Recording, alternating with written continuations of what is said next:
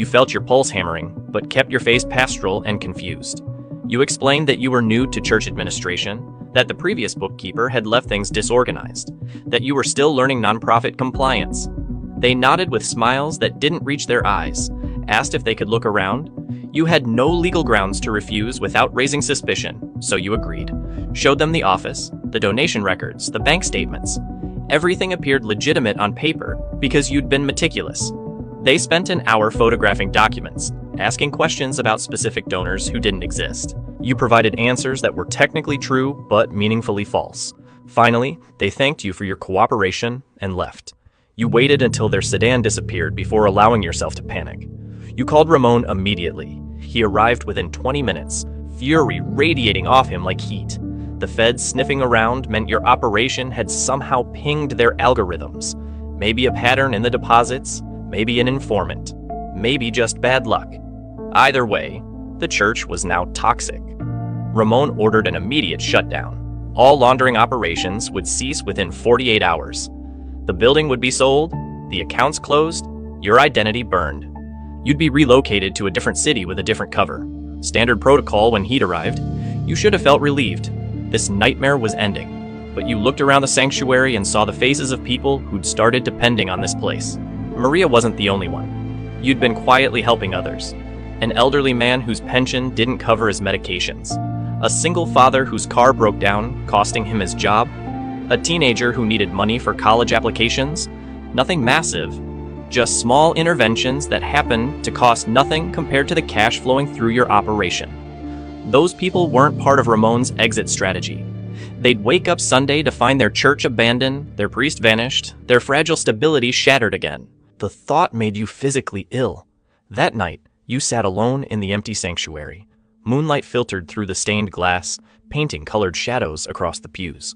You'd been pretending to be a priest for months, but you'd never actually prayed. The irony felt sharp. You didn't believe in God. You believed in numbers, in probability, in the cold mechanics of survival. Prayer was a linguistic performance for the marks. Yet you found yourself speaking into the darkness anyway. Not to God exactly, but to whatever mechanism in the universe determines whether people like you get chances at something better. You told the empty room that you were tired of being what you'd become, that you wanted the exit Ramon was offering, but you wanted it on different terms. You wanted to take the money you'd accumulated and actually help the people who needed it. You wanted to stop pretending to be good and try actually being good. The sanctuary offered no response. Stone and wood don't provide guidance. But sitting there in the silence, you made a decision that would either save you or destroy you. You spent the next day liquidating everything you could access. Not the cartel's money, you weren't suicidal, but your personal cut from months of operations, your emergency reserves, every dollar you'd skimmed legally from the legitimate donations. It totaled just under $40,000. You withdrew it in cash. Then you started making calls. You contacted every person you'd helped, plus a dozen others you'd identified as desperate. You told them the church was closing unexpectedly, but there was emergency assistance available. You set up appointments throughout the day. Each person arrived expecting prayer and sympathy. Instead, you handed them envelopes, amounts calibrated to their specific crises. Enough to matter, not enough to raise questions. You told each of them the money came from an anonymous donor who wanted to help before the church dissolved. You watched their faces transform, disbelief into hope into tears. You were violating every rule of your profession, creating witnesses who could describe you, building a paper trail of goodwill that served no strategic purpose. Ramon would consider it catastrophic operational security, but you'd stopped caring about Ramon's assessments. By evening, the money was gone. Your reserves depleted. You'd just made yourself financially vulnerable for the first time in years, and it felt unexpectedly right. You packed a single bag with essentials, left everything else behind.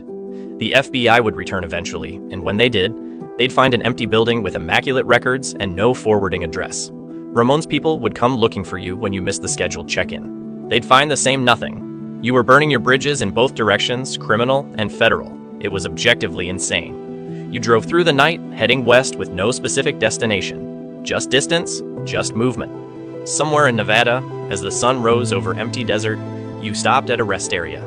You bought terrible coffee from a vending machine and sat on a concrete bench watching the light change. For the first time in your adult life, you had no identity, no cover story, no organization backing you, No plan beyond surviving the next 24 hours. It should have been terrifying. Instead, it felt like breathing after being underwater too long. You'd been a criminal playing a priest who accidentally started acting like one. Now you were just a person who'd done something decent and paid for it with everything. Whether that made you stupid or redeemed didn't matter. You were free from the performance. Your phone buzzed. Unknown number. You stared at it, knowing it was either Ramon or the feds. Either meant the end of this fragile moment. You let it ring out, finished your coffee, walked back to your car, drove toward whatever came next. The rearview mirror showed nothing but empty highway. No pursuit. Not yet. Just open road and possibility. You turned up the radio and kept driving into the light. You never set out to be anyone's savior.